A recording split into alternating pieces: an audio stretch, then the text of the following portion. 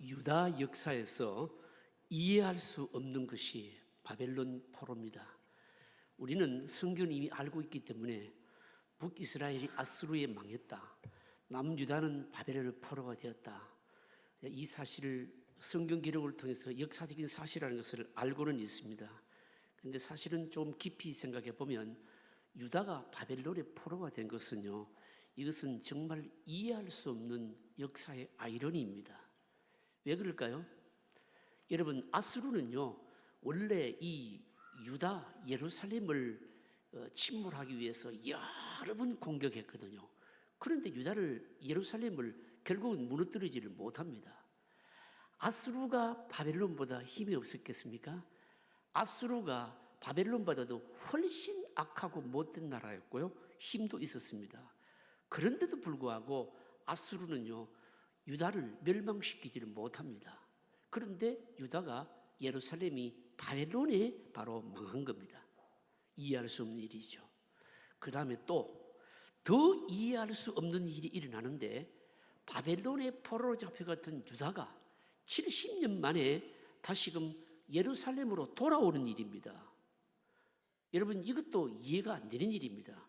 고대나 지금이나 예루살렘, 유다처럼 이런 식으로 망한 나라가 다시금 나라로 다시 돌아와서 70년 만에 나라를 다시 만들고 회복한다.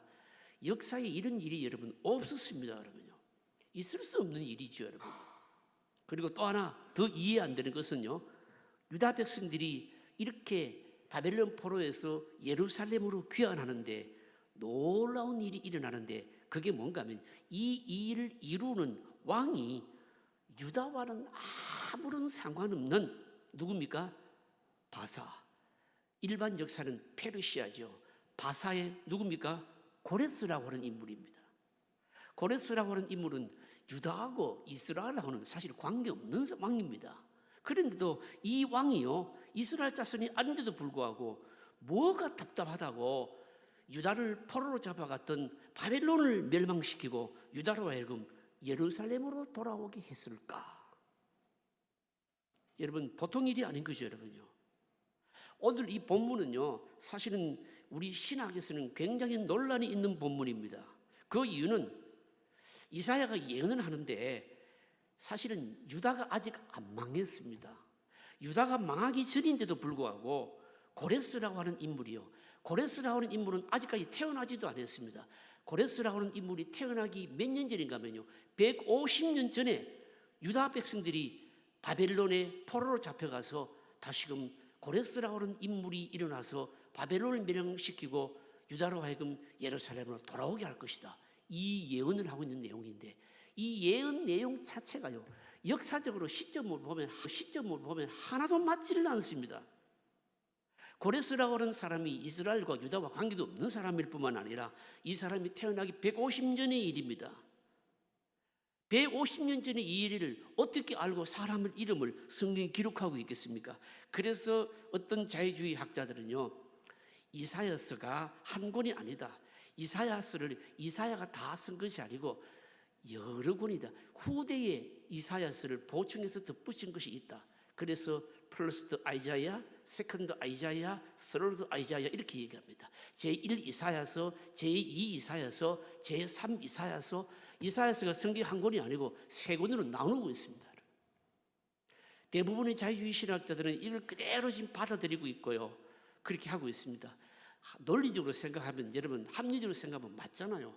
150년 전에 태어나지도 않는 사람 인물을 언급하면서 그 사람이 자기와도 아무 상관이 없는데 바벨론을 멸망시키고 이 예루살렘 사람들을 다시금 돌아와서 유다로 돌아오게 한다고 하니까 이게 합리적으로는 잘 믿어지지 않거든요. 그러니까 이사야서를 세 쪽으로 나누면서 이 뒷부분은 제2 이사야서는 이사야가 쓴 게 아니고 다른 사람이 덧붙였다, 그렇게 얘기를 하고 있는 겁니다. 여러분, 얼른 들으면 말이 되는 것 같지만 여러분, 이렇게 논문을 써서 뭘 하는가 하면요 신학 박사학위를 받아요. 여러분, 박사학위를 받는다고 하는 것은 공부를 하는 이 학문의 세계에서는 어떤가 하면 남이 주장한 걸 주장하면요 그건 가치가 없어요. 그게 말이 되든 안 되든 남이 안 한 걸 해야 되는 겁니다. 여러분, 세상 학문도 그렇지만 신학도 요즘 다 이런 거예요, 여러분. 이러니까 여러분, 이런 주장을 하는 것을 믿고 여러분 하나님의 능력이 확신되겠습니까? 구원을 이루겠냐고요? 믿음이 생기겠냐고요? 엉터리죠, 여러분요. 여러분 한번 생각해 보십시오. 여러분 150년 전에 이 고레스라고 하는 인물이 태어나기 전인데도 어떻게 그 이름을 알 수 있느냐? 여러분 우리 사람에게는요 그게 큰 문제지만 하나님께는 그게 문제가 될까요, 안 될까요? 아무런 문제가 안 되는 거예요, 이게요. 여러분 예수님이 태어나는 거 보십시오. 예수님이 십자가에 고난을 당하는 거 보십시오. 예수님이 십자가에서 죽으시는 거 보십시오. 작은 부분 하나까지 다 구약이 뭐 되어 있습니까? 예언되어 있잖아요. 정확하게 이루어지잖아요. 그럼 이건 어떻게 이해해야 됩니까?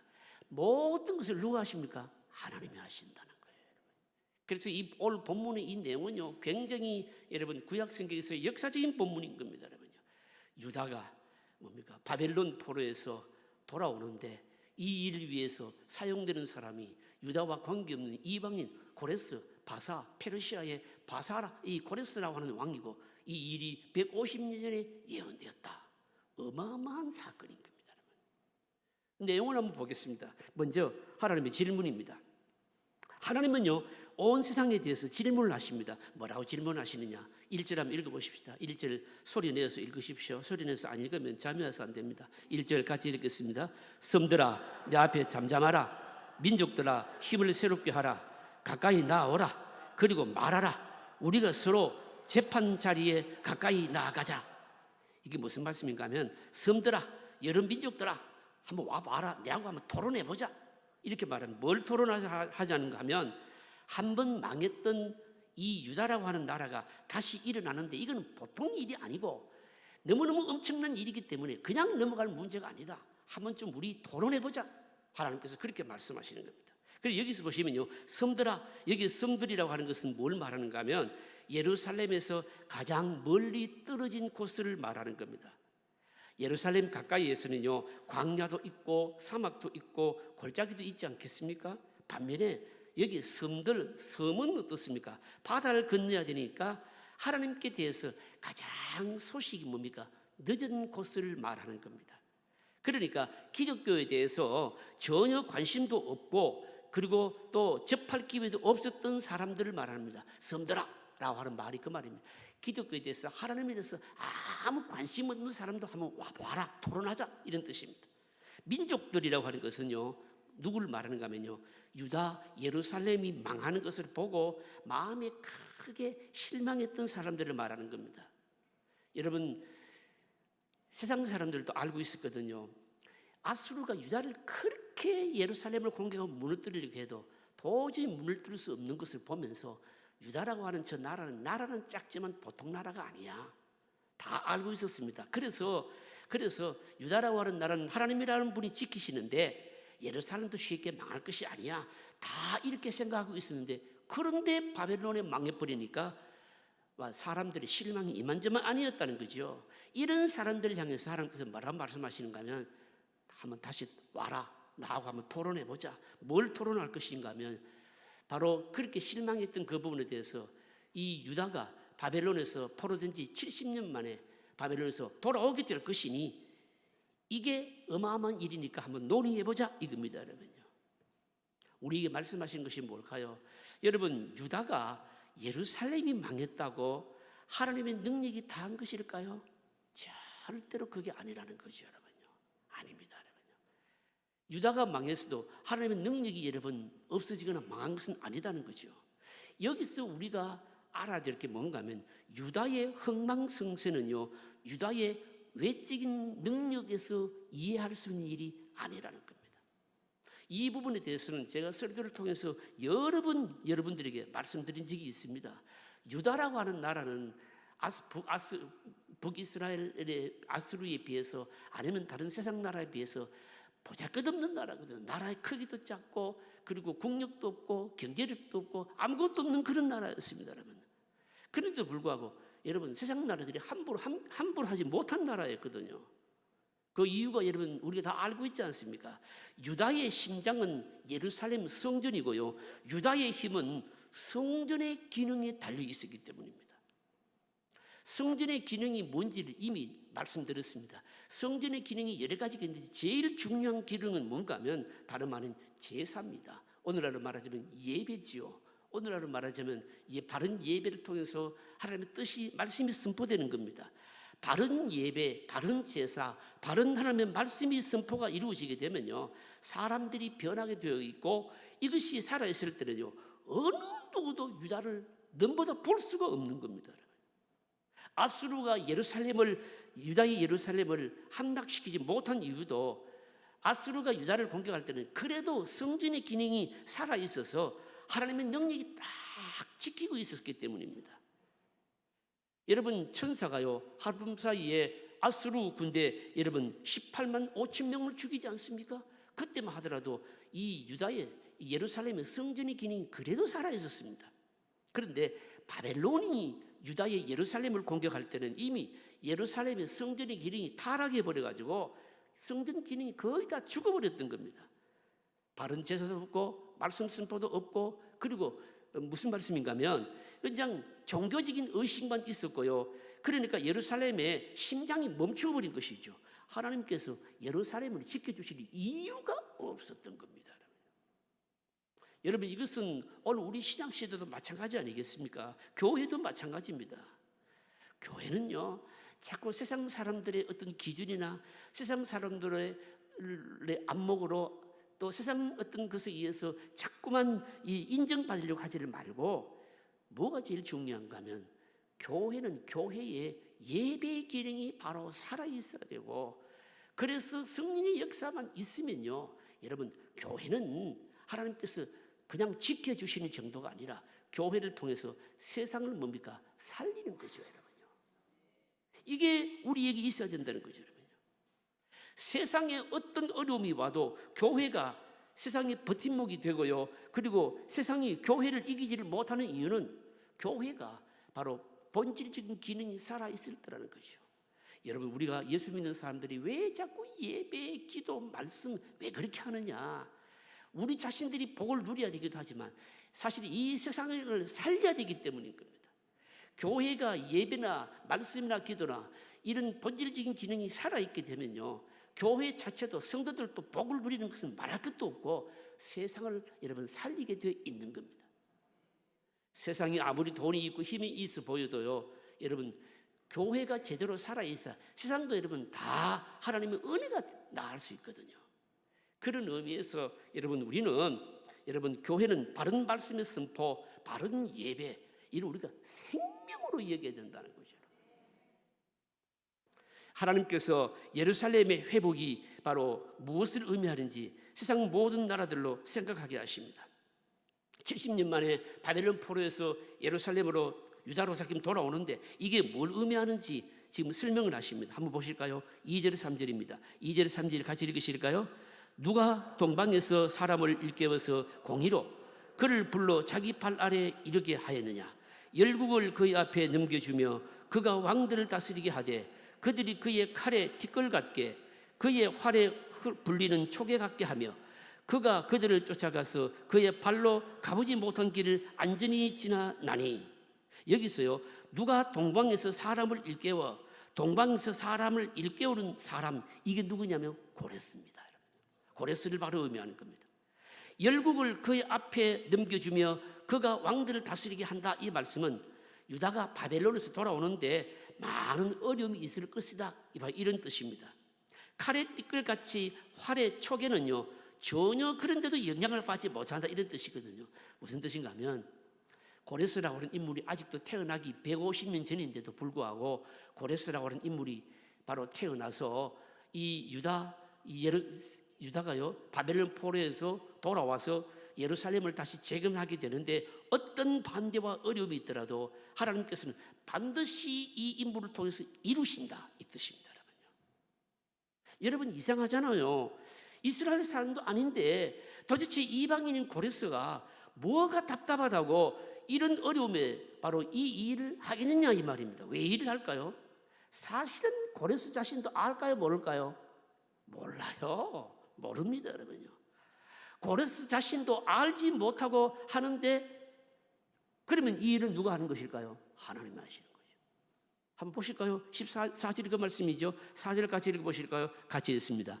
이 일을 누가 진행하였느냐? 누가 이루었느냐? 누가 처음부터 만대를 불러내었느냐? 나 여호와라. 처음도 나요, 나중 있을 자에게도 내가 곧 그니라. 누가 하신다는 말씀입니까? 하나님이 하신다는 거 이게요. 이 고레스라고 하는 인물이 태어나기 150년 전에도 이방인 고레스를 통해서 하나님께서 하시겠다는 건데, 이걸 통해서 우리에게 보여주시고자 하실 것이 무엇이 뭘까요? 겉으로 보기에는 인간이요 역사의 주축을 이루는 것 같지만 하나님께서 역사를 다 이루고 가신다는 거죠, 여러분. 이게 뭘까요? 이게 바로 그리스도인들의 역사관입니다, 여러분. 크리스천들의 히스토리 그래프예요, 이거요. 역사에 대한 뭡니까? 안목인 거예요, 이게요. 여러분, 성경에 보시면 가장 좋은 예가 뭡니까? 예수님이 세상에 태어나실 때 로마 황제 아우구스토는요 온 천하에 호적을 하라고 명령을 내리잖아요. 이 아우구스토가 천하에 호적을 명령을 내린 이유가 뭘까요? 호적 명령을 내린 이유는 어떻게 하면 자기가 다스리는 피지배민들을요 효과적으로 지배하기 위해서, 그래서 호적령을 내리잖아요. 이 호적령 때문에 요셉이요 마리아를 데리고 어디로 갑니까? 고향 베들레헴으로 호적하러 가잖아요. 호적하러 가서 거기서 누구를 낳습니까? 예수님을 낳잖아요. 베들레헴. 그래서 인류의 구원자이신 예수 그리스도 메시아가 구약 성경에 보면 여러분 어디서 태어난다고 예언되어 있습니까? 베들레헴에서 태어난다고 예언되어 있는데, 그래서 그 예언이 이루어지는 거예요. 여러분, 아구스토는 여러분 이거 이 메시아가 베들레헴에서 태어나야 된다, 이거 알았을까요? 몰랐을까요? 모르는 거예요. 또 이 일을 이루려고 하는 의도도 없는 거예요. 그 자기 욕심을 위해서 어떻게 하면 피지배민들을 효과적으로 지배할까? 그래서 말하는 호정령을 내리는데, 그 일이 예수님으로 하여금 메시아가 구약에서 베들레헴 탄생하실 것이라고 하는 예언이 이루어지게 만들었던 겁니다. 뭘 말씀하는 것일까요? 눈에 보이지 않지만 이 세상 모든 역사는 누가 주장하십니까? 하나님이 주장하신다는 거죠, 여러분요. 이걸요 어떤 역사학자는요 뭐라고 이 얘기를 했는가 하면 이렇게 비유를 듭니다. 세상 나라가 밀가루 반죽이라면 하나님의 나라는 그 밀가루 반죽 안에 들어있는 뭐와 같을까요? 누룩과 같다라고 한 겁니다. 무슨 말일까요? 눈에 보이지 않는 누룩이요 사실은 뭡니까? 밀가루 반죽 전체를 다 불리게 하잖아요. 부풀리잖아요, 여러분요. 세상에 돈 있는 사람, 권력 잡은 사람, 자기 욕심을 위해서 별의별 짓 다 하지만 나중에 시간이 지나고 나서 보면 이루어지는 건 뭐만 이루어집니까? 하나님의 뜻만 딱 이루어지는 거예요. 이래서 역사의 주인은 누구이십니까? 하나님.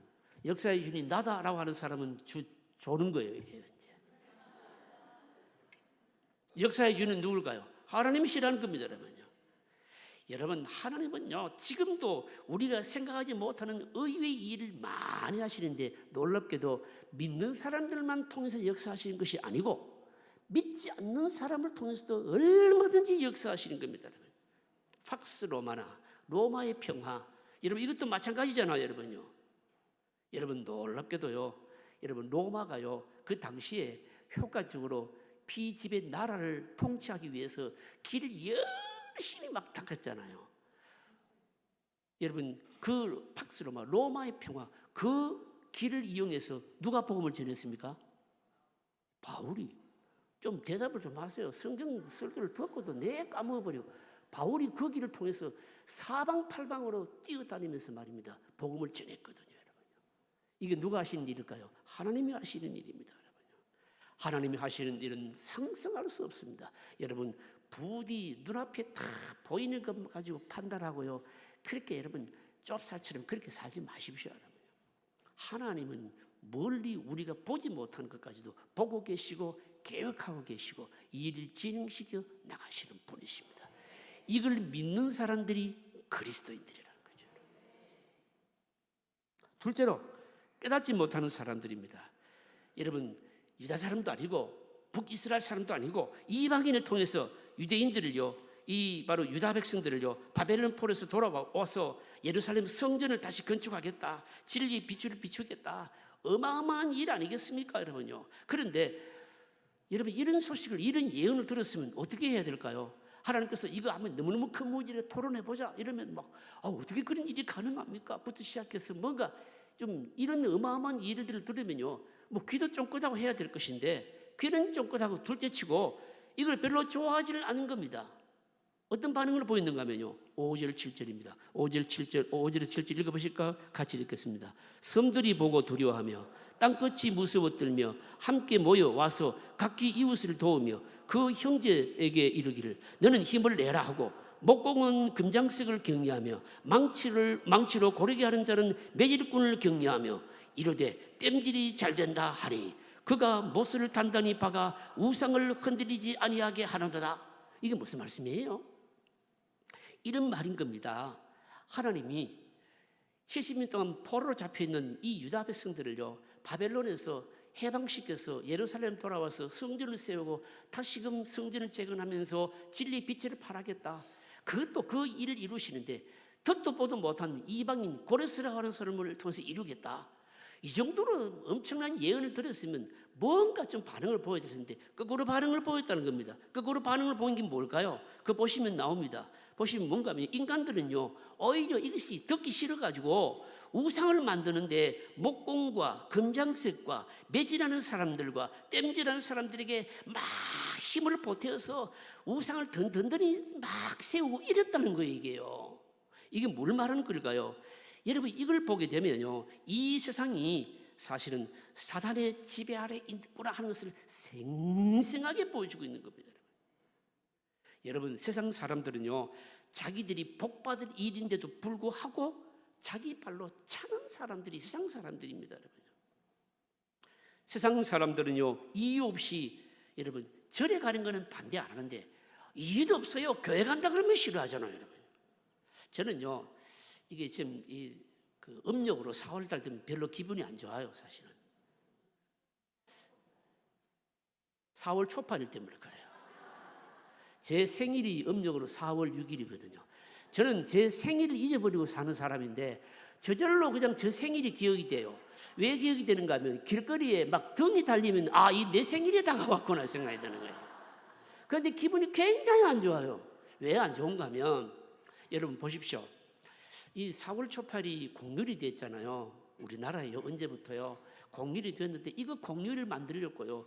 뭘 여러분 자꾸 덜먹이는가 하면 성탄절을 자꾸 기독교 성탄절 또 공휴일인데 그래서 종교의 어떤 뭐 형평성은 뭘 어쩌면서 막 기어이 우겨가지고 어떻게 했습니까? 공휴일로 만들었잖아요. 이게요. 공휴일로 만들더니요, 막 온 길거리도 등을 다 내거는 겁니다. 이게요.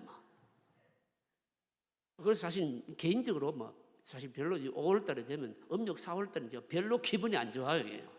이게 영적으로 별로 기분이 별로 안 좋아요. 이게요, 여러분요.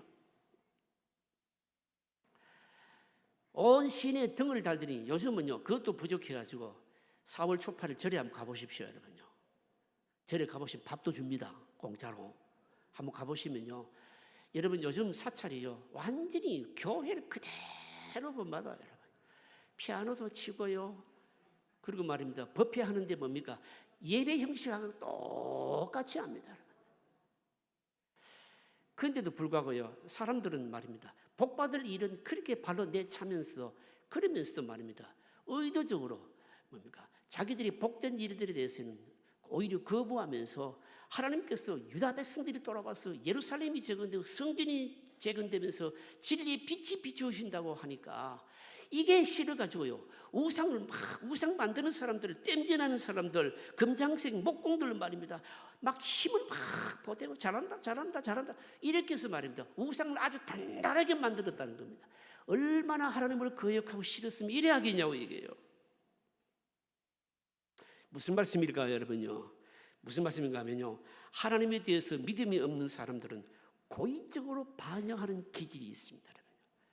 하나님을 싫어하는 사람들이 이 고의적으로 반영하는 기질이요, 요즘은 날로 더해가고 있습니다. 여러분, 우리 주변에 보시면, 우리가 살아가는 삶의 모습 보시면요, 우리 그리스도인들이, 기독교인들이 손에 입히고 없는데도 불구하고 기독교 자체에 대해서 얼마나 반감을 가지고 있는지 모릅니다. 여러분. 연등을 막 길거리에 다 달면서, 요즘 여러분 새벽에 여러분 십자가 여러분 불도, 처음에는 말입니다, 새벽에 여러분 새벽기도 시간 되면 참배를 다 올렸잖아요. 요즘 참배를 못 올리잖아요 여러분요. 요즘은요 또 이 못마땅한 인간들이요 뭐 얼마나 보기 싫은지 십자가 불빛까지 보기 싫을 때도, 이 뭘 얘기하는가 하면요, 하나님을 거역하고자 하는 이 인간들의 본성이요 말입니다, 점점 날이 갈수록 더 발악을 하고 있다는 거 얘기예요. 이사야가 이 말씀을 기록할 때 여러분 형편이 바로 그랬다는 겁니다. 유다 백성들이 그랬다는 겁니다. 그런데도 불구하고 하나님께서 자기 백성들을요 얼마나 사랑하시는지 그 사랑하는 모습을요 세 가지 호칭을 통해서 보여줍니다. 보실까요? 8절 9절입니다. 8절 9절 같이 읽으실까요? 그러나 나의 종 너 이스라엘아, 내가 택한 야곱아, 나의 벗 아브라함의 자손아, 내가 땅 끝에서부터 너를 붙들며 땅 모퉁이에서부터 너를 부르고 내게 이르기를 너는 나의 종이라, 내가 너를 택하고 싫어하여 버리지 아니하였노라 하였도다. 세상 사람들은 하나님에 대해서 이유 없이 이렇게 반응하는데도 불구하고 하나님께서는 자기 백성들 너무너무 사랑하셨다는 겁니다. 그 사랑하시는 모습을요 세 가지 호칭을 통해서 말하는데, 나의 종 너 이스라엘, 내가 택한 야곱, 나의 벗 아브라함의 자손. 여러분 너무 잘 아시는 성경 아닙니까? 여러분 이 말씀은 여러분 풀어져야 됩니다. 여러분 여기 이스라엘과 야곱은 어떤 의미일까요? 대조적인 의미로 사용된 거 아니겠습니까? 야곱이라면 생각나는 게 뭡니까? 하나님의 백성이기는 하기는 한데 아직까지 덜 변해가지고 인간의 찌꺼기가 많이 남아있는 상태, 그런 하나님의 백성들을 부를 때 야곱이라고 호칭하는 겁니다. 아직 죄에 대해서 믿는다고 하지만 죄에 대해서 막 더 적극적이고 거짓말을 잘하고 연단을 통과하고 있는 상태를 묘사하는 것을 말하는 것이요. 그러나 여러분 뭡니까? 훈련을 다 마치고 나면 야곱이 뭘로 변합니까? 이스라엘로 변하는 거예요. 이게요. 훈련을 마치고 나면 멋진 믿음의 사람으로 바로 변하는 겁니다. 여러분. 이스라엘, 하나님의 손에 붙들려서 능력 있게 사는 바로 그 종의 모습을 말하는 거 아니겠습니까? 여러분 이거 한번 적용해 보실까요? 오늘 우리에게 여러분 이 두 모습이 사실은 그대로 남아있죠. 여러분요, 야곱이 뭡니까? 야곱이라고 하는 것은요 약속을 붙들고 훈련받는 모습이고, 이스라엘은 하나님의 손에 붙들려서 영광스럽게 사용되고 있는 모습 아니겠습니까? 그리고 또 하나 더 호칭하죠. 뭡니까? 나의 벗 뭐라고요? 아브라함의 자손. 나의 벗 아브라함의 자손. 굉장히 고상한 호칭입니다. 여러분 벗은요 친구 아닌가요? 그죠? 친구는 종보다도 훨씬 가까운 겁니다. 여러분요, 친구는요 관계가 뭡니까? 늘 의논하는 관계죠. 하나님께서 우리를 부르신 것은요 단지 구원받는 백성이 되는 것만이 아니고 아브라함과 같은 벗 친구가 되기 위해서입니다. 여러분 가까운 친구는 여러분 얼마나 좋은지 모릅니다. 친구라고 하는 말은 예쁘시라고 하는 말인데 보통 50이 넘으면요 친구가 안 생깁니다. 왜 그럴까요? 친구라는 말 자체가 예쁘신데 오래전부터 쌓아와야 친구가 되는 것이, 사람이 50이 되고 60이 되면 친구가 생길 수가 없는 거예요. 이게요 하루아침에 친구는 여러분 안 되는 겁니다. 여러분 친구의 특징이 뭡니까? 친구는요 허물도 덮어주고요, 힘든 일이 있으면 뭡니까? 의논도 해주고요, 여러분 어려움이 있으면 뭡니까? 실제적으로 힘도 나눠주고, 이게 친구거든요. 저는 사실 개인적으로 친구가 없어요. 제 친구들은 뭐 40년 지기 이런 친구들은 뭐 전부 다 외국에 있어서 한국에 지금 한 사람도 없습니다. 제가 지금 친구가 없어요, 사실은요. 친구가 있으면 여러분 얼마나 좋겠습니까, 여러분요. 여러분 유다 백성들이 70년 만에 바벨론 포로 생활하다가 다른 나라 왕의 도움으로 겨우 본국으로 돌아왔는데 여러분 뭐가 있을까요? 사실은 두려움도 여러분 있지 않겠습니까? 여러분 논리적으로 한번 유추를 해보세요. 70년 만에 포로가 돼서 완전히 힘도 하나도 없고 다 흩어져 버렸는데 고국으로 돌아온다고 할지라도 그들의 마음속에 두려움, 염려가 뭘까요? 염려가 뭔가 하면, 두려움이 뭔가 하면 언제 또다시 망해서 뭡니까? 바벨론 포로와 같은 노예가 되는지 모르는 거 아니겠습니까? 이런 두려움이 있었거든요. 하나님께서 뭐라고 말씀하시는가 하면요 10절에 보십시오. 두려워하지 말라, 내가 너와 함께 함이라. 놀라지 말라, 나는 네 하나님의 됨이라. 내가 너를 굳세게 하리라. 참으로 너를 도와주리라. 참으로 나의 의로운 오른손으로 너를 붙들리라. 무슨 말씀입니까? 이사야가 이 성경 말씀을 기록할 때마다라도 격동하는 세상이었습니다. 유다를 통해서 세상이 구원을 이루실 거기 때문에 다시 포로로 잡혀가는 일은 없을 것이다 약속하고 있는 겁니다. 여러분. 사랑하는 성도 여러분, 오늘 우리는요 격동하는 시대에 살고 있습니다. 그래서 두려움이 많습니다. 여러분요. 그러나 기억하십시오. 내게 하나님의 말씀이 있고 성령의 역사가 있으면, 내가 바른 예배를 드리기 있고, 그리고 하나님과 나와의 관계가 정상적이라면 세상이 어떻게 변하는지 두려워할 거 하나도 없습니다. 여러분. 교회 여러분, 믿음의 백성들 사실 인간적으로 보면요 참 보잘것없지요. 연약하지요. 여러분요. 그럼에도 불구하고 여러분, 분명한 것은 세상은 여러분 교회로부터 하나님의 은혜가 흘러나가야 이 세상이 유지되고 제대로 굴러가게 되어 있는 겁니다. 신약의 교회는요 구약의 예루살렘 교회보다도 수십 배, 수백 배 더 강한 능력이 있지 않습니까? 여러분요. 하나님 하시는 말씀이 뭡니까? 내가 내 하나님이 됨이니라. 여러분, 믿음으로 살고 있음에도 불구하고 두려운 일이 생길 때 기억하십시오. 이 말씀 기억하십시오. 하나님이 내 하나님이다. 그 하나님이 힘이 되어주시고 놀라지 말라, 두려워하지 말라, 내가 너와 함께하리라, 내가 너를 도와주리라. 여러분, 이 약속을 붙들고 매 순간순간 승리하시기를 바랍니다. 하나 더 하겠습니다. 졸음이 오지만 이 본문 말씀이 너무 역사적으로 중요한 본문이었어요.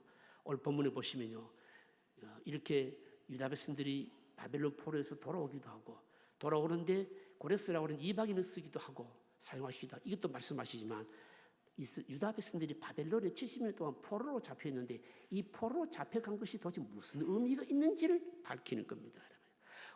이방인 고레스를 통해서 유다 백성들이 다시 예루살렘으로 돌아올 것을 바로 약속하시면서 포로에 대한 의미를 해석하고 있는 거죠. 11절 12절입니다. 11절 12절 같이 읽어보실까요? 같이 읽습니다. 보라, 내게 노하던 자들이 수치와 욕을 당할 것이라. 너와 다투는 자들이 아무것도 아닌 것 같이 될 것이며 멸망할 것이라. 내가 찾아도 너와 싸우던 자들을 만나지 못할 것이요 너를 치는 자들은 아무것도 아닌 것 같고 허무한 것 같이 되리라. 여러분, 바벨론 포로의 의미가 뭘까요? 여러분요, 하나님께서는 자기가 사랑하는 백성들이요 바른 신앙을 가지도록 하기 위해서 때로는 우리에게 있는 것도요 다 빼앗으실 때가 여러분 있어요. 여러분 혹시 인정하시는가요? 여러분 체험하셨는가요? 믿음으로 살아가는데도 불구하고요 사람에게 사기도 당하고요, 그래서 재산도 날리고요, 질병에 걸려서 인생의 밑바닥까지 내려가고 사업에 실패하기도 하고요. 여러분 그렇게 하십니다. 그리고 난 다음에 어떻게 하는가 하면요 강한 손으로 하나님께서 건지시는 겁니다. 왜 그렇게 하시는가 하면 그런 과정을 통해서 우리로 하여금 축복의 도구로 쓰시려고요, 세상에서 붙들고 있는 걸 철저하게 다 놓도록 하기 위해서 그렇게 하시는 겁니다. 여러분 잘 들으십시오. 우리가요 내가 이것만큼은 못 놓겠다라고 붙들고 있는 게 있지 않습니까? 그게 뭔가 하면 사실은 우리들에게 우상입니다. 여러분요. 근데 이 우상은요 우리가 좀처럼 놓지를 않아요. 여러분요. 근데 이걸 놓게 하는 방식이 뭘까요? 바벨론 포로입니다. 바벨론 포로 같은 일들이 없으면 우상같이 붙들고 있는 거 이거 안 놓는다는 거예요. 이게요. 그래서 하나님께서는 유다 백성들을 바벨론의 포로로 잡혀가서 70년 동안 포로 생활하면서 철저하게 낮아지게 하시고 하나님을 의지하게 하시면서 뭡니까? 다시 돌아오게 하신 겁니다. 그런데 돌아오는데도요 유다 백성들이 자기들 힘으로 돌아오면요 나중에 돌아와서 뭐라고 할까요? 우리 힘으로 돌아왔다 할 가능성이 많으니까 돌아오는 자체도 뭡니까? 유다 이스라엘과는 아무런 관계없던 이방인 고레스라고 하는 인물을 들어서 바벨론을 치고 멸망시키고 돌아오게 만든 겁니다. 무슨 말씀입니까? 이스라엘 백성들이 포로로 돼서 돌아오고 회복되는 것은 하나님의 은혜이지만 전적으로 하나님이 하신 일이기에 돌아오고 난 이후에도 뭡니까? 염려할 것도 없지만 뭡니까? 자기들이 자랑할 것도 하나도 없는 거예요. 입도 못 열게 만드신 거예요. 그래서 고레스를 들어서 이 역사를 이루신 겁니다. 여러분. 그런데 놀랍게도 하나님을 철저하게 의지하면요 과거에 괴롭혔던 자들, 더 이상 괴롭히지 않게 하시겠다 이렇게 말씀합니다. 너와 싸우던 자들을 만나지 못할 것이요 너를 치는 자들은 아무것도 아닌 것 같이 허무한 것 같이 되리니. 이게 무슨 말씀인가 하면 이것을 볼 때 세상의 악은요 단지 하나님의 백성들을 정결케 하는 바로 수단일 뿐이다, 이걸 말씀하는 거죠. 여러분 요즘은 빨래를 여러분 누가 합니까? 세탁기가 다 하죠, 그렇죠? 그래서 여러분 세탁기가 하니까 빨래가 뭐 기계가 빨래를 다 하니까 세탁기 안에서 뭐 하여튼 빙글빙글 돌다가 뭐 그냥 세탁 건조까지 다 내어 나오니까 이 빨래가 어떻게 되는지 모르잖아요, 이게요. 여러분 예전에는 빨래를 어떻게 했습니까? 손으로 다 했는데 이게 빨래에 여러분 뗏물이 잘 지지 않으면 어떻게 합니까? 양재물도 쓰고요. 요즘은 양재물 안 쓰고 뭘 씁니까? 세제를 쓰고. 또 옛날에는요 때가 안 빠지면 어떻게 했습니까? 삶는 거를 둘째치고 막 방망이를 막 두들겨 했잖아요, 이게요. 하나님께서 이 유다 백성들을요 바벨론 포로로 잡아가신 의미가 뭔가 하면 이 아무리 예언자를 보는 말씀하셔도 듣지를 않으니까 이게 막 삶기도 하고 양재물이 뭡니까? 삶기도 하고 방마기로 두르기도, 그게 뭔가 바벨론 포로예요. 그런데 바벨론 포로에서 돌아오게 하실 때는요 다시는 바벨론 같은 자들이 유다를 손을 못 대도록 뭡니까? 철저하게 막아주시겠다는 겁니다. 무슨 말씀일까요?